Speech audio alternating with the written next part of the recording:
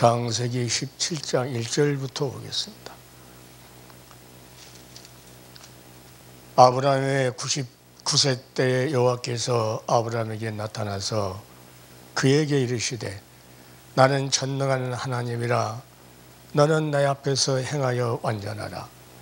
내가 내 언약을 나와 너 사이에 세워 너로 심히 번성케 하리라 하시니 아브라함이 엎드린데 하나님이 또 그에게 이르시되 내가 너와 내 언약을 세우니 너는 열국의 아비가 될지라.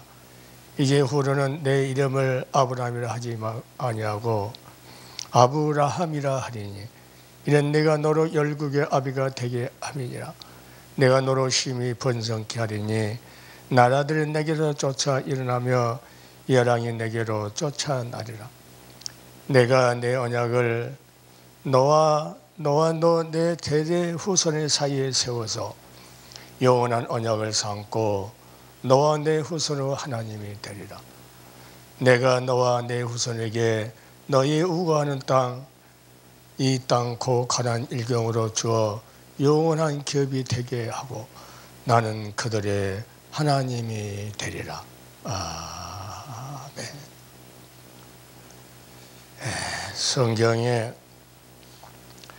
작은 성경이라고 할 수 있는 히브리서를 보면은 수많은 선지자를 통해서 그 아들에 관해서 여러 모양과 여러 부분으로 말씀하셨던 하나님 하면서 히브리서에 아주 귀한 내용들이 적혀 있습니다. 예수 그리스도를 3절에 보면 하나님이 영광의 감체요 그는 본체의 형상이다. 그러면서 천사들하고 보다 얼마나 뛰어난가 그렇게 말씀하시고 그 하나님의 아들인 예수 그리스도를 보내신 그 목적을 2장 17절에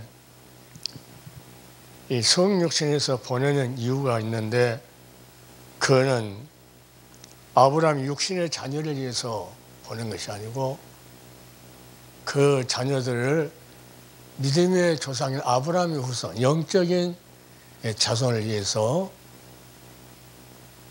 자비하고 충성된 대제사장이 되어 백성의 죄를 구속하려고 육신을 입혀 수많은 창세부터 그를 이야기했다.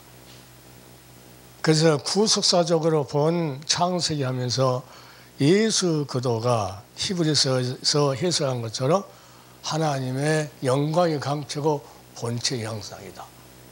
그래야 그가 이 땅에 오셔서 그 수많은 믿음의 조상인 아브라함의 후손을 영적인 자손을 낳기 위해서 오늘 본문에도 그냥 열국의 아버지가 될지라 하면서 이제는 아브람이라고 하지 말고 아브라함이라고 해라. 그 들어오면 사례도 사례라고 하지 말고 그 사례도 사라라고 하면서 열국의 어머니 될 것이다. 그 후손이 수많은 무별보다 더 많이 태어날 것인데 그 말씀은 예수 그리스도를 믿는 영적인 자손들이 많이 그 후손을 통해서 그리스도를 통해서 나올 것이라고 성경이 그렇게 말합니다. 그러면서 히브리서에 보면은 2장 17절에 다 적을 수 없겠네 적어보세요. 그러므로 저가 범사의 형제들과 대심이 마땅하도다. 이는 성육신 한 것을 말한 거죠. 하나님의 일에 자비하고 충성된 대제사장이 되어 백성의 죄를 구속하려 하심이라. 그러니까 예수님께서 성육신하고 오신 그 목적을 히브리서에서 해석을 했는데 백성의 죄, 다시 말하면 아브라함의 영적인 후손으로 예수를 믿는 그 믿음의 자손들이 죄를 구속하려고 성육신에서 오셨다. 그러면서 이제 9장 13절에 4절에 뭐라 하냐면 이를 인하여 성령으로 잉태해가지고 피를 하나님께 드린 그 피가 너희를 온전케 할 수 없느냐 하면서 이를 인하여 피값으로 드린 그것 때문이죠. 그는 새 언약의 중보니 이는 첫 언약 때에 선악과 따먹지 말라 그럼 정령 죽으라고 했을 때 그 천약 언약 때에 범한 죄를 구속하려고 죽으사 예수님께서 죽으신 목적이 첫 언약 때 선악과 따먹으면 너는 정령 죽으라 했던 그 언약을 범했기 때문에 그것 때문에 그 죄를 구속하려고 예수님께서 죽으사 그리고 이제 그 자식을 삼게 해서 부르심을 입은 자로 하여금 영원한 기업의 약속을 얻게 하려 하십니다. 그러니까 히브리서 보면 창세기에 있는 말을 다 해석을 해놨어요. 첫 언약 때에 죄에 범한 선악을 따먹으면서 먹지 말라는 것을 먹었던 그 죄, 정령주라 그 영혼이 죽어버렸는데 그 영혼을 다시 소생시켜서 영원한 하늘나라 기업 천년만년 살 수 있는 그곳으로 하나님께서 다시 데려가려고 뭘 했다? 구속하려고 죽으셨다.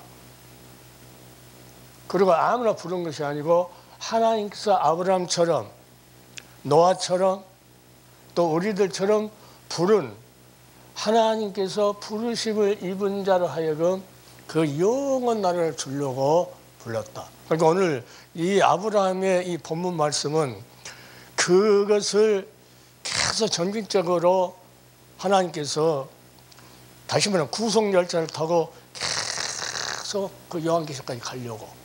그럼 마지막 요한계시록에 구속함을 입은 자가 하나님과 어린 양에 속한 자 하면서 결론을 그렇게 맺죠. 그래서 구속사라는 것이 구속 역사는 그렇게 중요해요. 그러니까 이것을 빼버리는 수많은 교단에서 이걸 빼버린대요. 그러니까 이제 그 합동 측의 서천원 목사라고 하는 그분이 나와서 구속 역사를 빼기 위한 교단들이 많이 생겨났다. 그러니까 하나님은 처음 지은 그 범죄로 인해 죄를 위해서 구속하려고 육신을 입고 있어서 죽어졌는데 그걸 다 빼버린다는 거죠. 그러니까 유튜브 방송을 보면은 이 구속의 역사에 대해서 말하는 사람이 그렇게 드물어요. 또 구속사 하면서 이단이라고 옛날에 있던 사람들 지금도 그 제자들이 지금도 하고 있던데 거기하고 이제 우리가 성경에서 말한 구속하고는 영 다르죠. 그래서 이 성경에 그 아들을 예수도 하나님의 참된 형상이요 본체 형상인 영광의 광치된 예수도 그분을 보내기 위한 이 구속의 역사를 하나님께서 점진적으로 조금씩 해가는데 그것을 설명하기 위해서 내가 지금 창세기 17장을까지 왔죠. 7번째까지 왔는데 이 후손, 그 후손으로 그리스도가 오셔서 이러한 일을 하신다고 히브리서에 아주 그러니까 로마서에 보면은 모든 사람이 죄를 범하였음에 하나님의 영광에 이르지 못하더니 그리스도 예수 안에 있는 구속으로 말미암아 사도 바울이 구속 때문에 하나님께서 값없이 은혜로 너희를 의롭다고 해준다. 그러니까 예수님께서 우리를 구속하러 오셨는데 그 구속을 입었다고 하나님께서 그것을 입기 위해서 영원한 기업을 주시려고 불렀던 그 의롭다고 인정해 주려고 하는 그들이 믿었을 때만 하나님께서 하나님께 불러도 안 믿으면은 의롭다고 하나님께 인정 안 해주는데 믿었을 때 그리스도 예수 안는 구속 처음 죄를 지었을 때 그 죄 때문에 와셔서 죽으셨던 양파를 흘리고 죽으셨던 이 은혜를 군데군데 성경에 감춰서 비밀을 적어놨는데 그걸 다 빼버리고 우선 세상으로 하려하고 세상에 보기 좋고 이런 것들을 말하다 보니까 이 구속의 역사를 없어버리려고 구속의 역사가 그것을 드러내려면은 자기들이 의를 나타내지 못해요. 아, 나는 잘났다고 자기들이 의를 나타내는 것도 내가 이렇게 능력이 많아서 교회를 크게 짓고 내가 능력이 많아서 이렇게 사람 뭐하고 하면서 자기 의를 나타내고 하려고 하기 때문에 이 하나님의 구속의 역사를 빼버리고 말도 안 하는, 예, 그걸 하게 되면 예수 그리스도가 모든 것을 다 하기 때문에 아까 찬송 들을 때 주 예수보다 더 귀한 것 없네. 인생의 모든 명예도 권세도 어떤 것도 나의 생명까지도 주 예수보다는 더 귀하지 않죠. 그러한 예수 그도 디도서에 가면 그렇게 말해요. 2장 14절. 그래서 이 내가 구속사를 30몇 년 동안 계속 하냐면은 지금도 학술원에서는 계속 하고 디도서 2장 14절에 그래요. 그가 예수 그도를 말씀하신 거죠. 그가 우리를 대신하여 자신을 주시면 우리 죄를 대신해서 대성물로 자신을 이 땅에 내어주셨다는 거죠. 모든 불법에서 구속하시고 우리를 깨끗게 하사 선한 일에 열심하는 친백성이 되게 하십니다. 하나님의 선한 일, 영혼을 구원하는 그 일, 왜냐하면 구속사의 주역으로서의 그 선한 일을 하는 열심하는 친백성이 되게 하려고 예수님께서 자신을 십자가에서 모든 불법에서 건져내서 해방시켜서 모든 것을 우리가 가지고 있던 모든 행사를 예수님께서 대신해서 그 죄를 다 갚아버리는 그런 일을 하셨다. 그것은 14절에 디도서 2장 14절에 말 15절에 뭐라면 너는 이것을 말하고 성경이 그래요. 성경에 예수님께서 모든 불법을 없애주려고 너희를 구속의 은혜를 내렸는데 너희는 이것을 말해라 한 것이 디도서에 그렇게 돼 있어요. 성경이. 아무 근거 없이 이 구속사를 30몇 년 한 것이 아니고 성경의 근거에서 너는 이것을 말하고 그래요. 권면하여 모든 권위로 책망하여 누구에게든지 업신여김을 받지 말아라. 이것을 전해서 이것을 전하지 않으면 책망해라. 그리고 어떤 자들 앞에 가서도 업신여김을 받지 말라라. 그렇게 사람한테 무시한다고 업신여김을 받지 않으려면 뭘 전한다 그러니까 예수 그리스도께서 육신을 오셔서 그 육신을 이 땅에 우리 죄 때문에 내어주시면 모든 불법, 아까 히브리서 2장 14절에 있는 같이 첫 언약 때에 죄를 지었던 그것을 구속하려고 오셨다.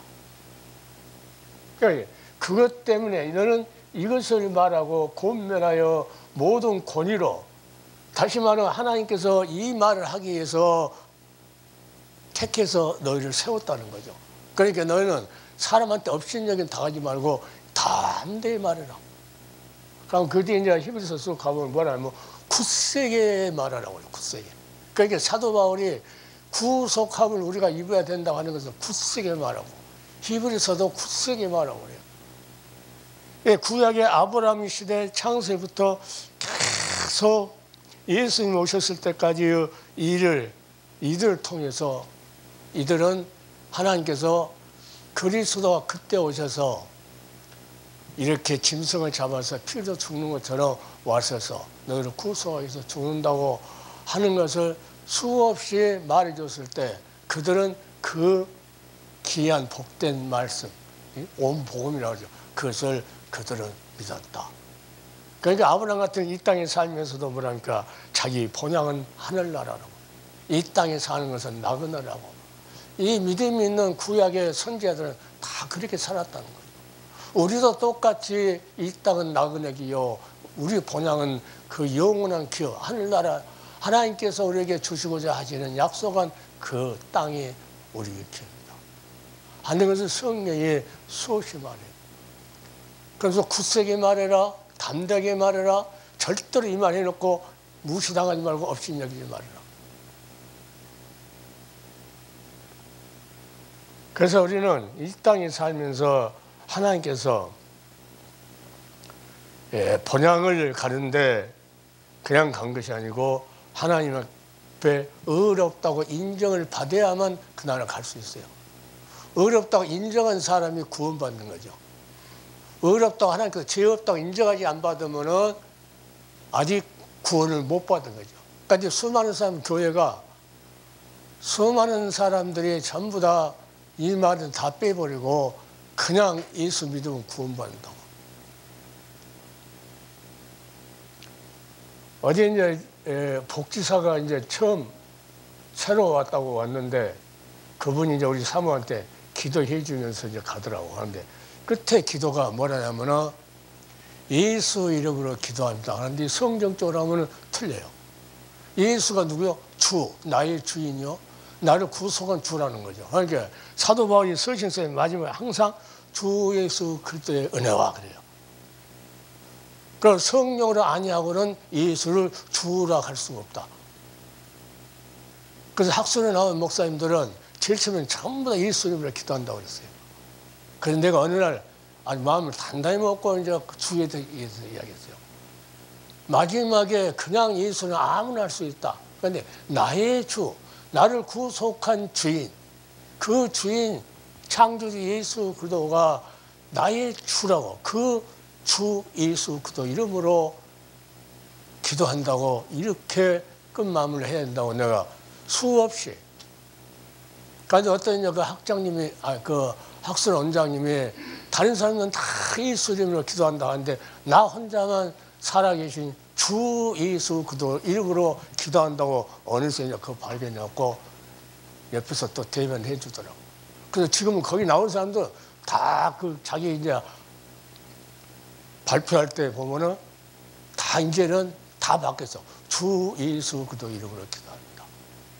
성령을 아니하고는 주라 할 수 없다고 예수를. 그래서 어제 온 그 복지사가 주, 다음에 이제 좀 자주 한 달에 한 번씩 오는데 복지사는 좀 친해지면 내가 그 이야기 하려고 그래요. 절대로 기도를 할 때마다 예수 이름을 하는데 절대 그거 아니다. 예수가 나의 주가 된다고 고백할 수 있는 것이 끝의 마무리. 나를 구속한 주, 생명의 주 예수 그리스도, 주 예수 그리스도 이름으로 기도합니다. 이렇게 하지 않으면 수많은 사람이 초대교회 때도 예수라고 이름을 불렀다. 인간을 예수라고 할 때는 그냥 예수인데 나를 십자가에서 구속주로서의 피 흘리고 나를 핏값으로 샀던 주인, 나의 영혼의 주인이 됐을 때는 이제는 주 예수 그리스도. 확실히 그렇게 학술 목사님들 다 지금은 주 예수 그리스도 이름이라고 다 기도한다고 그래요. 그 정도로 한마디인데 그렇게 기준이에요. 왜? 그분은 히브리서 말한 것 같이 여러 선지자와 여러 모양과 여러 부분에 그 아들에게 대해서 누가 그랬다? 하나님이 말씀하셨다. 하나님이 그러면서 뭐라고 합니까? 그는 영광의 강처, 하나님의 영광의 강처, 본체 형상이라고 해요. 그러니까 율법으로는 왜 구원이 없느냐? 율법이 형상이 아니거든요. 예수 그리스도는 실체 대신 형상이 오셔서 실제로 죽으셨기 때문에 단번에 한 번에 피 흘리심으로써 하늘 성소에 들어가서 히브리서 가보면 또 뭐라고 하냐면 예수 그리스도의 피를 힘입어 우리가 하늘 성소에 들어갈 담력을 얻었다.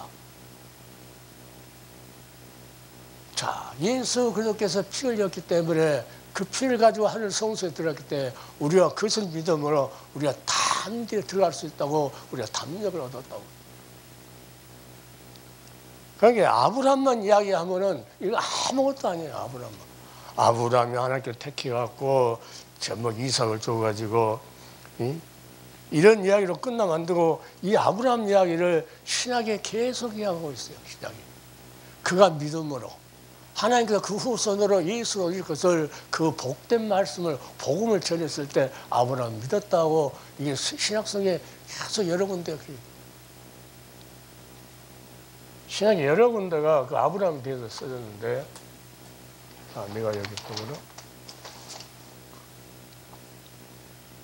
아브라함에 대해서 전번에 했던 게 이거 한번 써놓고 잊어버린 거예요. 자, 갈라디아서 5장 6절은 그렇죠. 그래서 예수 안에서는 할례나 무할례가 효력이 없대. 다시 말하면 침례야 세례냐 이것 갖고 구원 못 받는다는 거죠. 그러니까 침례를 지금도 침례를 받아야 구원 받는다고요. 할례나 무할례가 효력이 없어요. 세례고 침례교 이 그 공동체에서 하나 되기 위한 표시뿐이지 그거 갖고 구원이 없다는 거죠. 뭔만요? 사랑으로서 역사하는 믿음뿐이다. 그러니까 노아도 아브라함도 모세도 다윗도 다 누구요? 하나님을 그 온시 복음인 그리스도를 보내기 위해서 십자가에서 피 흘려 죽을 것을 그들은 다 믿고 그 하나님을 사랑으로 믿고 하는 그 믿음으로서의 그들은 성경에서 위대한 신앙인들로 기록이 되어 있습니다. 갈라디아서 3장 29절이라는 글이요. 아브라함을 너희가 그들에게 속한 자면 곧 아브라함의 자손이요 약속대로 유업을 이을 자냐. 그래서 영적인 자신 하나님께서 하늘에 그 기업을 주려고 영적으로 부른 자. 그러니까 사도가 그러죠. 예수 그리스도의 복음을 위하여 나를 택하여 하나님이 부르셨다. 예수 그리스도의 복음을 위하여 자기를 택하였다고 하나님 앞에 서시죠. 그러니까 약속대로 유업, 영원한 기업. 이것을 우리에게 주기 위해서 하나님께서 첫 언약을 죄를 줬어도 그것 때문에 그 죄를 구속하려고 없애려고 그 죄를 핏값으로 청산하고 다시 찾아서 영원한 그 기업을 주려고. 그래서 그 절을 말하기 위해서 또 여기서 갈라디아서는 약속대로 유업을 이을 자다.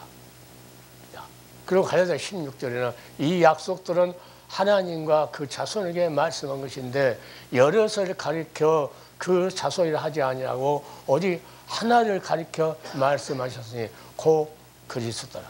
아브라함이 후손으로 오신다고 그 후손을 통해서 복받을 거다 했는데 그 후손이 여러 후손을 말한 것이 아니고 하나를 말씀하셨다. 곧 그때 그리스도를 말씀하셨다.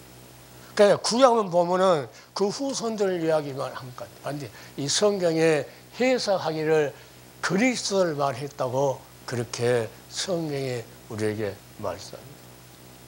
갈라디아 3장 6절에 그래요. 아브라함이 하나님을 믿음에 이 말씀하신 하나님을 믿었다는 거죠. 그리스도를 먼 오실 그 그리스도 그 자기 후손 오실 그리스도를 통해서 만민이 복받았게 하는 것을 이 아브라함이 하나님의 약속의 말씀을 믿었다는 거예요. 이것을 의로 정하셨다 한 것 같아요.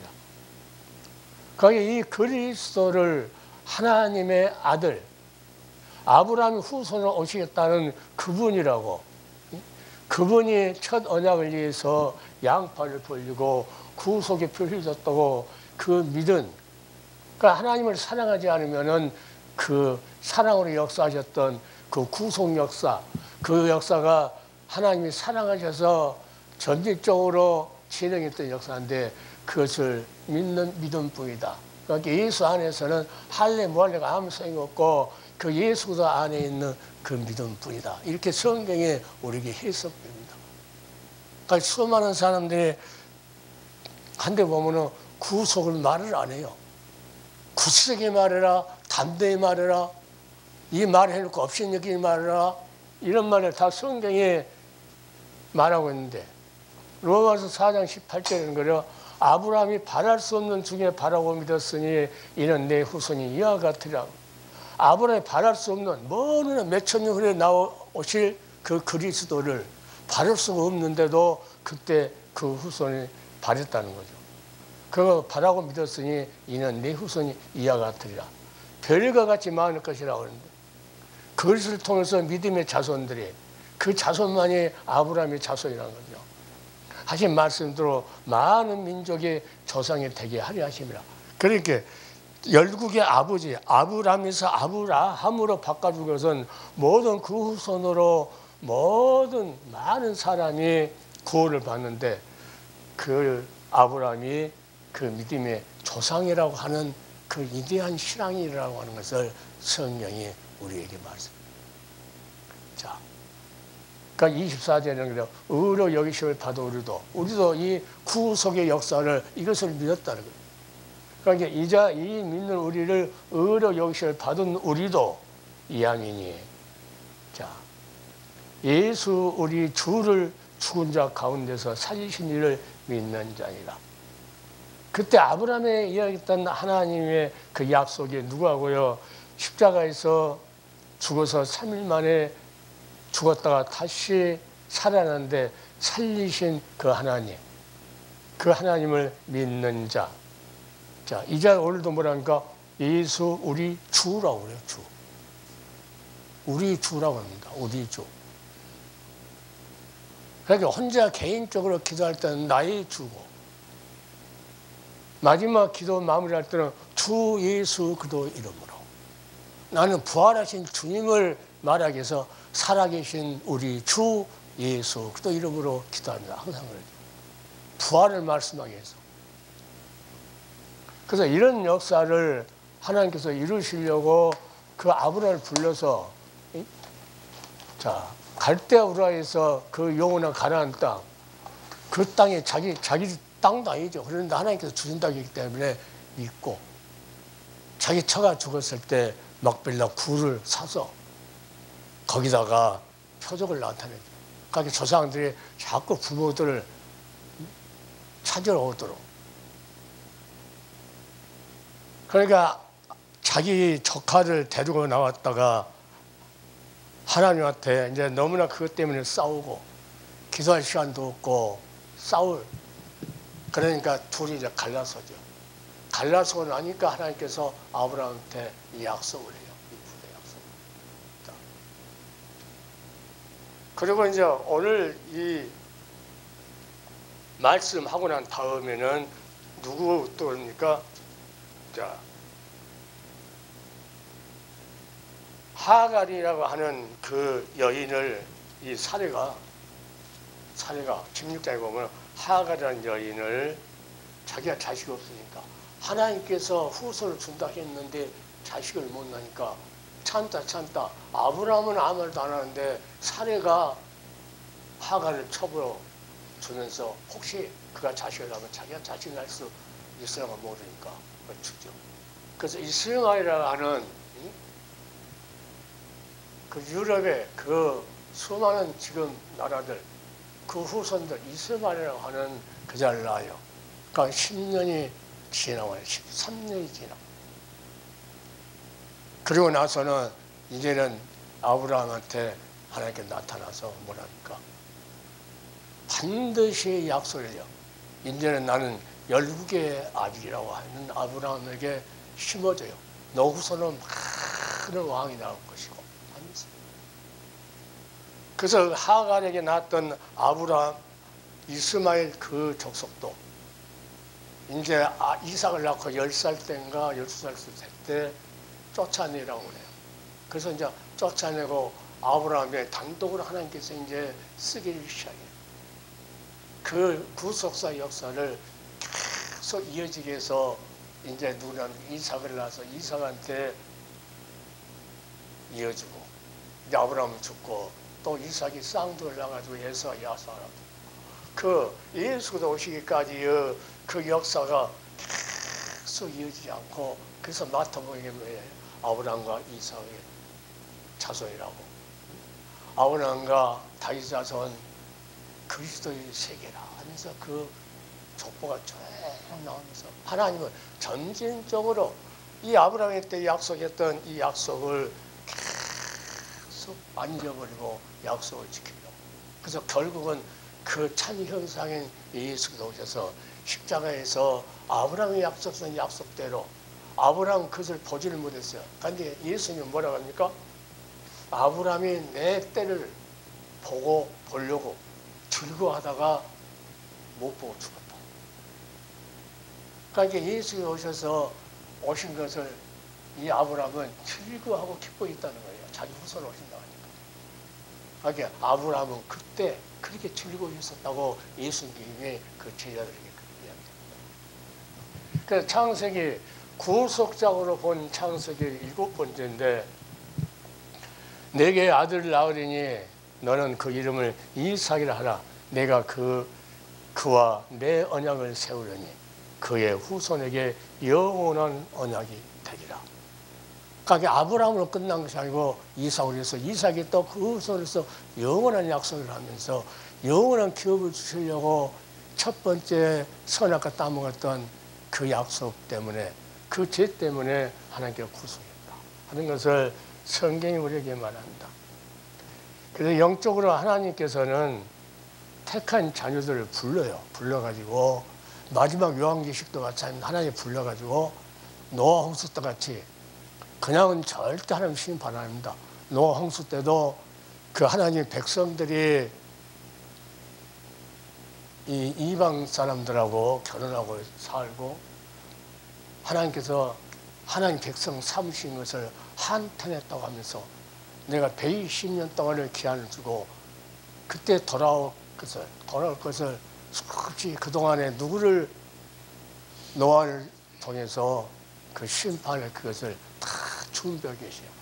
지금 이 성서가 마지막 오실 심판할 것을 다 준비하고 나팔 불고 재앙 항상 다 알려주면서 노아한테 마지막에 7일 동안에 마지막 이제 백성들에게 말한 것 같이 자 7년의 유예를 하나님께서 7월 1년 주고 노아에게 다 들으라고 말했어도 하나님 백성이 하나도 안 들습니다. 마지막 때도 마찬가지로 마지막 때도 이런 이제 잘못된 교회를 하나님께서 잘못된 신앙을 가진 자들 세속화된 그들을 돌아오라고 예수 앞에 돌아오려면 회개해야 되고 하나님께서 의롭다고 양팔 너 때문에 양팔 주고 피를 줬다고 하는 것을 믿음으로 확신하게 하나님께서 인정해 주는 의로움을 확증해 준 그 구원의 역사가 마지막에 있다고 요한계시록도 노아 홍수 때와 같이 그러니까 아브라함께서 예수님 뭐라 하니까 아브라함 때와 같이 내가 그때 오리라. 들어오라 해서 안 들었나 봐요. 마지막 구원 얻을 수 있는 열면 닫을 수 없고 닫으면 열 수 없는 구원의 문을 열어놓고 하나님이 기다리시는데 안 들어야 들어오라 해도 예수님은 오라고 그 요한계시록에 보면은 밖에서 문을 뚝뚝뚝뚝 문 열라고 문 열도 마음의 문을 그렇게 열어도 안 열어주고 마지막 나팔 불고 7장 내릴 때까지 그들은 결국은 노아 홍수 때까지 그래서 구원받는 하나님의 택함을 불러서 하나님께서 의롭다고 인정해주는 그 인원이 유업을 잊을 자가 과연 몇 명이 될 것인가 하는 것을 그래서 오늘 우리는 이 하나님이 그 후손을 통해서 이 일을 하겠다. 그러니까 아브라함이 99세 때 여호와께서 아브라함에 나타나서 나는 전능한 하나님이라. 아직까지 자식을 안 줬지만 나는 전능한 하나님이라. 나는 못할 일이 없다고 이 말씀이거든요. 이 말을 전제하고 너는 내 앞에서 행하여 완전하라. 하나님 말씀하면은 이 하가를 시켜가지고 이스마엘 같은 나는 그런 일 하지 말고 이제 하나님 말씀을 완전히 행하여 완전히 그 약속 믿고 지키라고. 그때 하나님 아브라함께 믿었을 때 그때 사라에게 내년 이맘때 아들이 있으리라 하면서 아들을 이 역사가 하나님의 이 구속의 열차를 타고 요한계시록까지 달려야 된다는 것을 우리는 마음속에 깊이 새겨야 돼요. 자, 창세기 15장에서 집에서 길리온 엘리에셀이 나의 후사가 삼겠다는 아브라함에게 하나님께서 그 사람은 내 후사가 아니라 내 몸에서 날 자가 내 후사가 되리라. 이것을 못 기다리니까 하가를 주는 거예요. 이 사라가. 그러니까 사라의 말은 하나님 말씀이 아니고 누구 말이었냐면 사람 말이었다. 하나님은 이 아브라함에게 약속을 했는데 지금도 마찬가지입니다. 우리가 성경에 있는 하나님 말씀만 믿고 하나님 믿고 사라 아무리 유명한 세계에서 유명한 종이라고 할지라도 그가 사람 말을 하면은 믿으면 절대로 안 된다는 거죠. 성경을 누가 기록했어요? 성령께서. 하나님의 영이 기록한, 성령의 감동을 받아갖고 기록을 해야 하는데, 이 말씀이 인간들이 아무리 학식이 많고 인간들이 아무리 유명하다고 하더라도 그들의 말은 사람 말이고 하나님의 말씀은 성경을 통해서 절대, 그러니까 사도 바울은 하나님 말씀에 절대 벗어나지 말아라 그래요. 하나님 말씀에 벗어나지 말아라. 후손에 대한 언약이 성취되지 않자 조급한 나머지 하갈이 동참함으로써 뭐합니까? 가정의 분란과 갈등만 일으켜요. 16장에. 그 아브라함에게 글이 있은 지 13년 후, 그러니까 이스마엘이 13살 때, 그때 하나님께서는 절대 너는 이제는 난 전능하신 하나님이다. 못할 일이 없다. 능치 못할 일이 없다는 거죠. 어떻게 100세에 자식을 낳습니까? 그러니까 여호와는 능치 못할 일이 없느니라 하면서 이제는 하나님 말씀을 듣고 행하여 완전하라. 이제 실수하지 말라고. 우리는 이게 종들은 절대로 실수하면 안 된다는 것을 이 아브라함을 통해서 말씀해 주셨어요.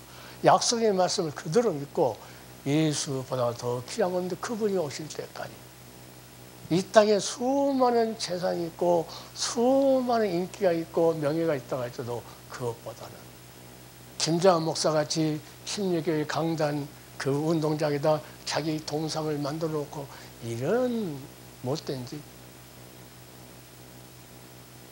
그리고 우리 집에 그 권사님이 새로 왔는데 그분의 교회에서 이 대목꾼들이 있나 봐요. 대목꾼들이. 그래서 이거 권사님이 여러 사람 데리고 목사님 갔더라고요. 가가지고 이야기했대요. 절대 그 강화문에 모이는 거기하고는 이 교회하고는 관계가 없는 것 같습니다. 이 권사님이 몇 명 가서 목사님한테 말했는데 목사님 말을 안 듣더라고 그래요. 안 듣고. 그래서 우리는 지금도 수많은 성경을 몰라.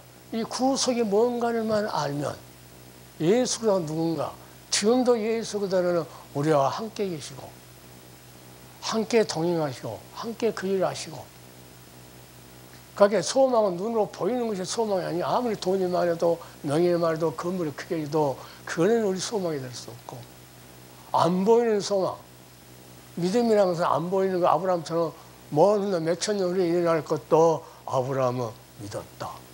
그래서 하나님께서 의로 여겼다. 아벨도 먼 훗날에 있을 어린 양을 잡아서 제사를 드렸을 때 하나님께서 그 아벨을 의롭다고 히브리서에 인정했다. 모세도 마찬가지로 어떻게 하나님께서 의롭다고 모세를 그렇게 이대하게 사용했느냐. 그러나 하나님의 약속의 말씀을 듣고 뭐랍니까? 그 고백을 히브리서에 기록하기를, 자, 모든 이 애굽에 있는 그 부하보다 하나님 백성과 함께 고난받는 것이 더 큰 재물이다. 그러면서 자기가 뭐냐, 그리스도를 위해서 그 고난을 받는 그리스도를 위해서 광야길 죽을 고비를 넘기고 돌로 맞을 고비를 넘기고 했던 그 아브라함, 아니 모세, 그 모세는 그렇게 모세가 인도에 냈는데도 그들은 모세를 죽이려고 했고 가나안 땅 가서 거기 가기 전에 다 죽겠다고 하면서, 그러나 그들은 결국은 신앙의 뒤편에서 해석하기를 그들은 하나님 앞에 의롭다움을 얻었다. 그런데 예수께서 십자가에서 우리를 구속하기 위해서 피 흘렸다고 하는, 처음 지었던 그 죄 때문에 구속에 피 흘려야 했던 그 사실을 믿음으로써 하나님께서 우리에게 값없이 의롭다고 너희는 이제 죄 없다고 인정해 준다는 거죠. 이것이 안 보이는 것이기 때문에 사람들이 믿지 않아요. 눈으로 보이는 건물이나 이런 거나 중요하게 생각을 하죠. 자, 그 13년 후 하나님께서 언약을 새롭게 확인하시고 이스마엘이 13년 됐을 때 오늘 본문에 너희는 이제 완전해라 하면서 나는 전능하신 하나님이라. 이제는 하가라고 있었던 그런 실수하지 말고 이제 완전히 끝까지 믿으라고 하면서, 그러면서 뭘 하라고 합니까? 그 언약을 확실성을 입증하기 위해서 아브라함에게 새 힘을 주시면서 뭐라 합니까? 영원한 언약의 증표로 할례 의식을 해라. 너희 집에 있는 모든 자들은 다 할례를 받아야 된다 하면서, 그러니까 신약에 와서는 이 할례나 무할례가 예수님 오신 다음에는 필요가 없다. 어디다 받아? 마음에다 할례를 받아라. 그러니까 수많은 사람들 이 할례를, 마음에다 할례를 받으라는 소리를 잘못 알았는가, 세례에다가 이렇게 비교하더라고. 근데 마음의 할례는, 마음을 찢는 그 할례는, 마음의 포경수술은 뭘 할 수 있어요? 성령의 칼로 할 수 있어요. 성령의 그 말씀으로만, 성령의 역사에서만 찢을 수가 있죠, 마음을. 이 어두웠던 잘못된 우리의 강팍한 마음을 찢어버릴 수 있는, 수술해버릴 수 있는 능력은 성령의 능력밖에 없어요. 그래서 마음의 할례를 받으라고 성경했는데, 우리의 마음을, 성령이 오셔서 우리의 마음을 찢고 회개하고 내주하셔서 새롭게 사는 길을 열어주신다는 거죠. 그래서 이 구약의 할례는 겉으로 보이는 거고, 신약의 할례는 성령이 오셔서 마음을 찢어버리는 그런 할례. 그 할례를 받은 자야만이 우리는 강한 의지를 가지고 그 나라, 영원한 나라에 안착할 수 있는 귀한 은혜를 하나님께서 그냥 공짜로 주신다고 그렇게 말씀하죠. 그러니까 이 아브라함을 통해서는 지금 먼 나라에 있을 예수 그리스도 오셔서 이룰 그 영원한 나라, 하늘나라의 그 백성들을 많이 훈련시키기 위해서 지금 아브라함을 통해서 그 과정을 지금 쑥 보여주고 있습니다. 쭉 보여주면서 너희도 아브라함을 보면서 어떻게 해야 될 것을, 한 사람이, 아브라함이 그 가족의 한 사람이 갈대우를 따라갈 때 그 많은 식구들 데리고 그 갈대우를 75세에 따랐다고 합니다. 그러한 단단 믿음이 없이는 말씀을 쫓아갔다. 환경을 보고 한 것이 아니고 말씀을 쫓아갔다. 이 주의 종들은 물론 환경을 쫓아간 것이 아니고, 교당이 크고 교당이 적고 뭐 유명한 목사 있고 이걸 쫓아간 것이 아니고, 하나님의 말씀을 쫓아서 목회를 한다. 그러니까 하나님의 말씀이 이 종들하고 같이 살아서 움직여야 된다는 거죠. 하나님의 말씀대로 공부할 때만 있고 성경이 있고 하는 것이 아니고, 하나님의 말씀에 내 안에 돌배에다 세우는 것이 아니고 마음의 신배에다 하나님의 말씀을 새긴다고 그래요. 그러니까 이러한 가는 과정을 나는 구속사의 여정이다, 이렇게 어릴 때는 표현되어 있고, 더 나아가서 구속사 전개를 전진적으로 하는 과정이다. 그러니까 어떤 사람은 또 그렇게 구속사의 맥이다 하고 이런 분들도 있긴 있어요. 근데 내 나름대로 주는 은혜가 생각하다가 구속사적으로 본 창세기, 구속사로 흐르는 그 과정을 봐야만이 요한계시록 과정의 끝을 알파 오메가 맞출 수가 있다는 거죠. 그래서 오늘 하나님께서 이 본장에서는 18번, 17장에서 하나님께서 나와 내가 나는 하면서 하나님을 나다 내가 나와 이 말씀을 18번에 하거든요. 사도 바울도 서신 썼을 때 예수 그래서 그것을 수없이 쓰는 한 장만 읽어보면 엄청 많이 쓰는 적이 있어요. 그러니까 그 읽다가 버릇이 되었는가, 나도 이렇게 설교하러 가면 부흥하거나 예수란 이야기를 제일 많이 나온다고 그래요. 그것을 뭐 뚝뚝 떨어져 나온 것이 아니고 말씀처럼 사도 바울도 계속 예수 이야기하면서 그 서신서를 기도했다고 보면은 아주 놀랍도록 발견하게 되죠. 그래서 하나님은 아브라함 후손을 선택하시고 가나안 땅을, 아직 가보지도 못한 그 땅을 주겠다고 그렇게 오늘 본문에 그러죠. 그러니까 할례라가 의미는 뭐라고 말씀하냐면 아브라함과 그 후손이 이방과 구별된다고 하는 표식이죠. 그러니까 그 식구들은 다 할례를 받으라고 그래요. 종들도. 그리고 두 번째, 여호와의 언약을 영원히 기억하는 별이다. 새로 태어나면 그 8개월 되면 이렇게 할례를 줘요. 8일 만에 할례를 줘요. 그거 하면서 하나님의 언약, 영원한 언약. 그러면서 누구를 바라보라고요? 메시아 그리스도. 먼 나라의 구속하신 그 하나님의 아들을 바라보라고 그 언약을 하기 위해서 할례를 증표로 남겨졌다 그러죠. 그 순결을 지키고 우리는 이방 사람하고 다르다고 하는 하나님의 경외를, 하나님을 두려워하고 하나님을 사랑하고 하는 그 실천케 하는 증거다. 이 할례를 보면서 하나님을 두려워하고 하나님을 사랑하게 되고, 그러니까 이 믿음, 경외하는 하나님을 사랑하는 믿음뿐이라고 그러죠. 할례는 무할례. 그리고 네 번째, 선민의식과 공동체의식을 갖게 된다. 선민의식과 공동체, 서로 모이죠. 우리가 세례를 받으면 서로 공동체의식으로 모여서 예배드리자. 그같이 할례를 받은 사람들은 우리는 하나님께서 선민 구별해 놓은. 그런데 교회도 많은 사람들이 이 할례를 세례로 이렇게 의식을 갖고 그 공동체를 이룬다고 그러죠. 그러니까 나는 좀 더 나아가서 성령으로 내 마음이 할례를 하라겠으니까 마음의 할례를 받아서 할례를 마음을 찢고 회개한다는 거죠. 얼마나 잘못된 그 잡초된 뿌리들을 쟁기로 갈아 푸듯이 성령을 줘서 갈아 푼다는 것에 신경 써야 있는 거죠. 자, 그리고 아브라함 후손임을 의미한다. 이 신학에 와서도 너희는 육신의 후손이 아니고 영적인 아브라함 후손, 영원한 한나라의 기업을 아브라함이 약속했던 것을 이루시는 하나님의 자녀라는 것을 말씀하시죠. 그리고 여섯 번째, 하나님의 언약에 대한 인간의 자발적이고 긍정적인 응답을 한다. 하나님 언약에 대해서 인간들이 이제 자발적으로 움직일 수 있도록. 그리고 신약시대의 교회 세례에 대한 예표다. 근데 나는 세례에 대한 예표를 많이 그렇게 말씀하시는데 나는 세례보다 더 나아가서 마음의 할례를 한다. 세례는 사람들이 보이는 표식이죠. 그런데 성령의 마음의 할례를 찍어버리는 성령의 세례는 그 할례는 뭐냐면 보이질 않아요. 그러니까 통곡하고 눈물 흘리고 예수님께서 내 길을 위해서 십자가를 죽으셨다고 하고 통곡하고 회개하고 이제 믿음이 새로운 길로 개혁한다는 거죠.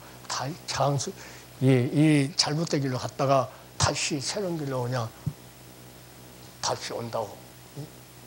껍질을 벗기듯이 마음의 껍질을 벗기고 다시 돌아오는 개혁의 시대가 된다는 거죠. 세례 그 표시를 받았을 때.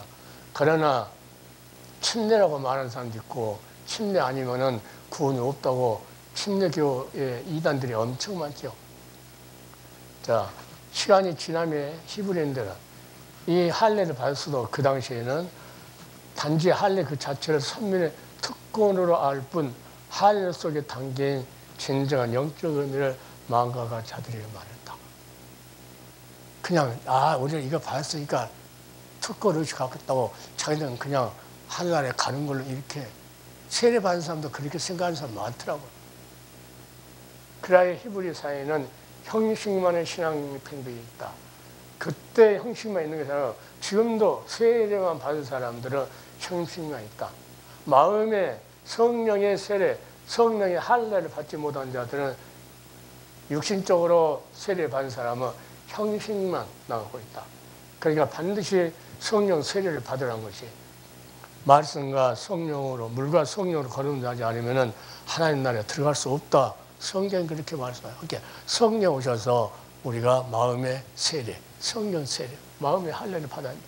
마침내 이것은 초대교회에서 진행했던 종교개혁의 정의가 됩니다. 종교개혁을 할 때 막 찢었죠. 잘못된 길로 갔던 길을 다시 돌아서 벗기는 거. 개혁은 뭐예요? 가죽 벗긴다. 포경수 하듯이 내 마음이 잘못된 걸 다 벗겨버려.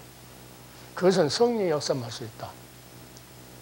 자, 예수의 가르침을 받은 사도들은 참된 할례는 육신의 할례가 아니라 마음의 할례이며, 또한 할례는 종교적 우월성이나 선민의 특권 후성을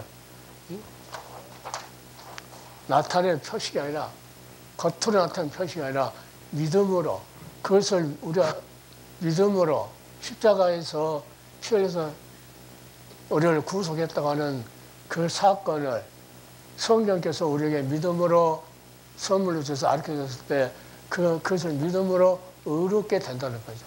그것을 믿지 않으면 의로운 자가 될 수 없다. 아직 구원을 못 받았다는 거예요. 거룩을 살게 된 것을 확인하는 표식에 불과하고 하다고 말함으로써 유대인들의 독선적인 종교 간의 일침을 가하고 히브리인과 이방인 간의 오랜 장벽이다. 히브리인들은 할례를 받으면 된다고 하고, 올해는 성제 세례로 마음의 할례를 받고, 마음의 세례, 성의 세례를 받고, 그것을 믿음으로 의롭게 된다고. 그래서 이런 사람들은 거룩을 살게 된다고 하는 그 표식이라고, 안 보이는 표식이지만은 그 표식이라고 말하고, 유대인들의 그 독선적인 할례, 그 종교 간의 일침 가 있다. 그 시대에 그래. 그냥 구약 시대는 나누면 할례가 언약체의 소속원임을 나타내는 표시였고, 신약세 세대는 구속받은 무리들의 집합적인 교회의 이루어지 됐음을 예적 표시고, 그러니까 할례나 세례나 일적인 것이고, 마음의 할례는 내적인 것, 성령이 오셔서 내적인 성령의 세례를 받는 거.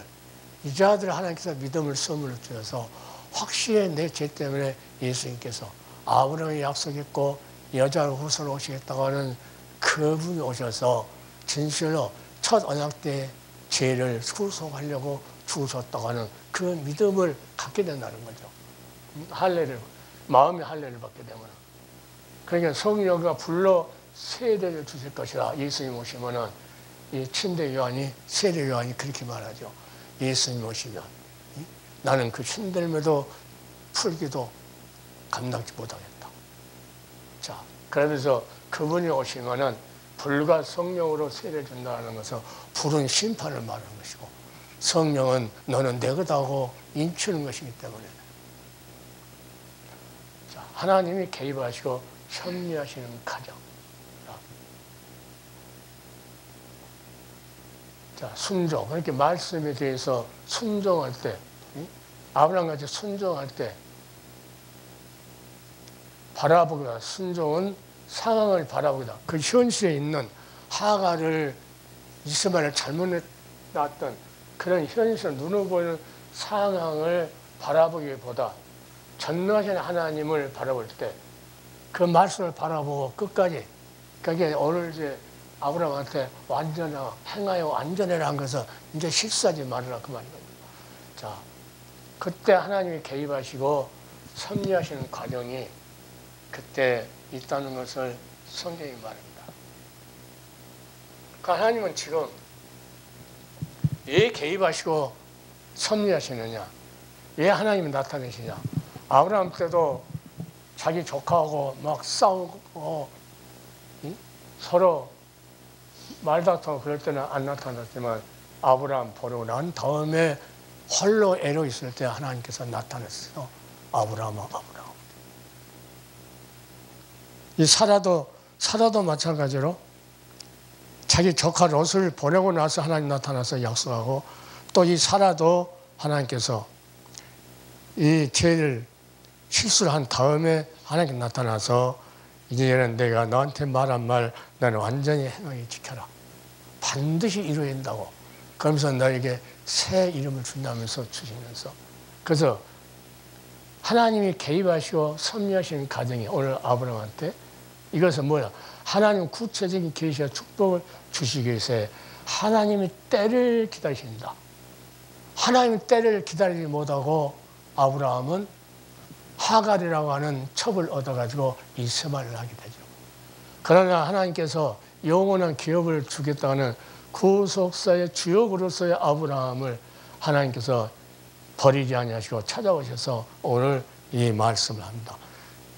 이제 아들 줄 것이다. 어떻게 99세가 됐는데 아들 낳습니까? 여호와께서 능치 못하는 있겠느냐 하면서 하나님께서 말씀하시면 그것을 인간의 의무는 없으니까 그것을 하나님을 사랑함으로써 믿음으로 그 간직한 것이 인간의 의무예요. 그래서 이제는 너에게 아브라함이라고 새 이름도 줬고 이제 약속도 다시 하니까 너는 인간의 의무 뭐냐? 하나님을 사랑함으로 그 말씀을 잊을 것을 믿어라. 이것을 행해라 하신 것을 오늘 성경에 이렇게 말합니다. 그래서 오늘 하나님께서는 우리에게 무엇을 주시냐면은 아브라함에게 먼 훗날에 오셔서 오실 그 그리스도.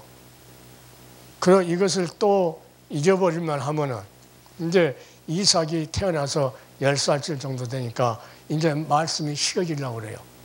그래서 다시 그 말씀을 새롭게 저 주기에서 이삭을 바쳐라 하면서 다시 먼 훗날에 이렇게 수양같이 이삭같이 바쳐졌을 때 수양을 대신 죽이시면서 먼 훗날에 이렇게 여호와 이래 하나님께서 이렇게 준비하실 것이다.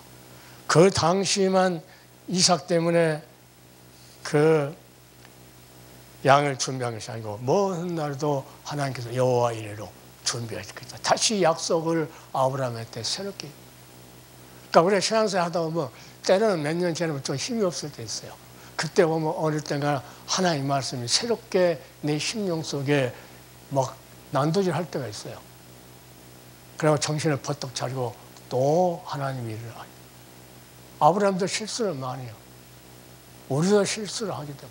그러나 실수할 때마다 하나님께서 그리스도의 복음을, 예수 그리스도의 복음을 전하기 위해서 택한 하나님의 백성들은 그 힘이 없을 때 또 나타나서 말씀 주면서 세임 주시고 또 세임 주시고. 그러니까 이게 세계에 열린 선교 방송도 마찬가지고 목회하는 분도 마찬가지고 몇 년 지나다 보면 때로는 힘이 빠질 때도 있고 그래요. 그때 어느 때가 하나님께서는 버리지 아니하시고 아브라함을 버리지 아니하시고 또 나타나 세임 주고 세임 주고 그죠. 하나님께서 말씀으로 또 세임 주고 또 내가 힘이 없고 쓰려고 하면은 또 세임 주고. 베드로가 때로는 힘이 없을 때 있고 사도 바울도 때로는 힘이 없을 때 있었겠죠. 그러나 하나님께서 늘 말씀을 새롭게 하면서 그 사역을 끝까지 마칠 수 있도록 하셨다는 겁니다. 우리는 아브라함을 보면서 하나님은 한 번 일하시면 끝까지 일하신다. 하나님은 변치 않는 사랑이시다고. 우리가 항상 찬송 부르죠. 변치 않는 주님의 사랑.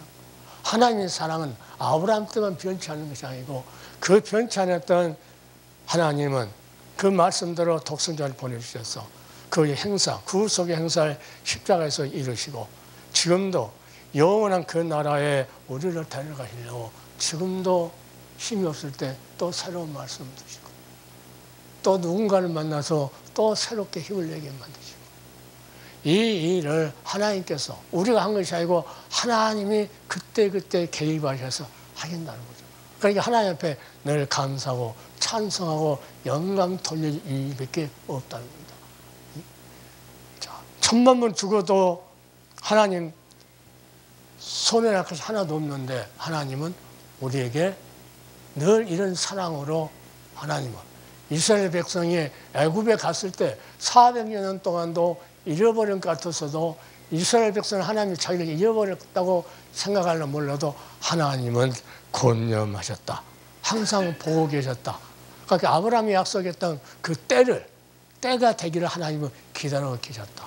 그 때가 되니까 모세를 불러서 모세를 하나 선택해가지고 보내서 이끌어내고. 그 하나님은 어떠한 우리 눈으로 볼 때는 절대 안 된다고 했을 때 하나님은 개입하신다. 그리고 이것을 하나님 나는 이거 못하겠어요 하고 포기했을 때 하나님은 일하신다. 인간은 모든 일을 할 수 없어요. 하나님이 개입해 주셔야만. 이 세계를 여기 선교방송을 통해서 세계로 선교하는 일도 하나님이 개입하셨으니까 할 수가 있지. 하나님 개입 안 하면 절대 인간의 능력으로 할 수 없다. 인간의 능력을 한 것은 건물은 크게 질 수 있어요. 거짓말하고 사람 많이 모을 수 있어요. 그러나 사도 바울처럼 베드로처럼 예수보다 한 번만을 전하면서 그분이 우리를 구속했다고 하는 것을 전하면서 순교하기까지 끝까지 믿음을 지킬 수 있었던 것은 하나님께서 함께 하십니다. 그러니까 성삼위 하나님은 항상 우리와 함께 계시면서 하나님이 하나님 일을 하신다는 것을 우리 마음속에 깊이 새기고, 오늘 아브라함을 통해서 아브라함이 똑똑해서가 아니고 하나님이 일하시기 때문에, 하나님이 전능하시기 때문에 한 번 약속하시면 변치 않는 사랑을 가지고 실수를 해도 다시 이끌어주십니다. 다윗이 실수를 해요. 그래도 누구나 하나님은 안 버립니다, 다윗은. 근데 사울왕은 다윗같이 실수 안 하는데 하나님을 버리고 하나님의 말씀을 버렸다는 거예요. 그러니까 다윗이 사람의 눈으로 볼 때는 다윗이 엄청 큰 죄인데 하나님 볼 때는 하나님의 말씀을 버린 것이 더 큰 죄라는 거예요. 그래서 아브라함은 이제 행하여 완전하서 이제 말씀을 버리지 말아라. 그래서 말씀을 믿고 바랄 수 없는 중에 믿었는데 하나님께 이것을 의로 여겼다고 그렇게 말씀합니다. 도저히 눈으로 어떤 걸 할 수 없는 그것을 하나님은 지금도 하신다는 것을 오늘 이 방송을 보고 듣는 사랑하는 종들을 마음속에 깊이 새겨 다시 한번 구속의 은혜를 높이 찬양하고 그 위대하신 하나님 앞에 영광 돌리는 교회들이 다 되기를 예수 그리스도 이름으로 축원드립니다. 기도합니다. 사랑의 주님, 감사합니다. 때로는 아브라함처럼 실수도 있었고 때로는 조카를 데리고 나왔었고 조카 때문에 전쟁터에 나가서 전쟁도 하고, 그러나 조카를 띄워버리고 나서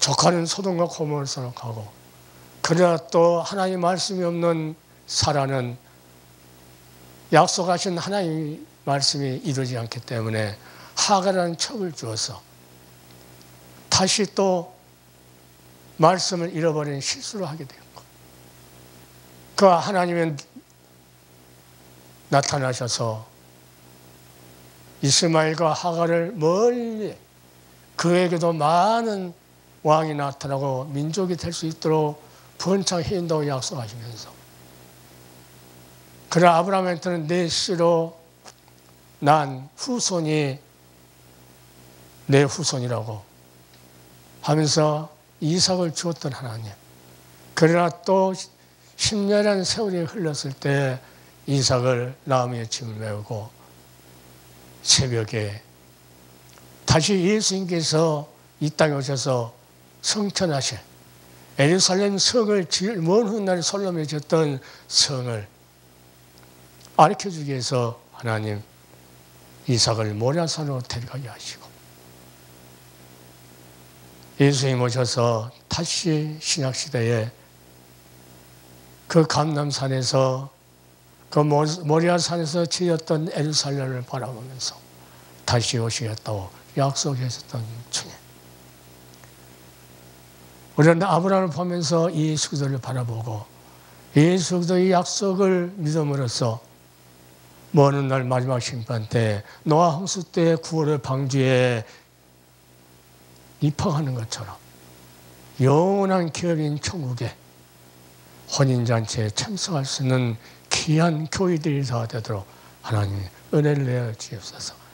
이 귀한 사역을 하기 위해서 하나님 세계 열린 선교 방송을 하나님께서 문을 열어놨으니 이 방송 설교를 통해서 전달되는 하나님의 생명의 말씀이 수많은 얻었던 영혼들이 다시 새빛을 받게 하여 주시고 다시 죽었던 영혼들이 소생하는 치료의 역사가 넘치게 하여 주시옵소서. 살아계신 우리 주 예수 그리스도를 받들어 간절히 기도드리옵나이다. 아멘.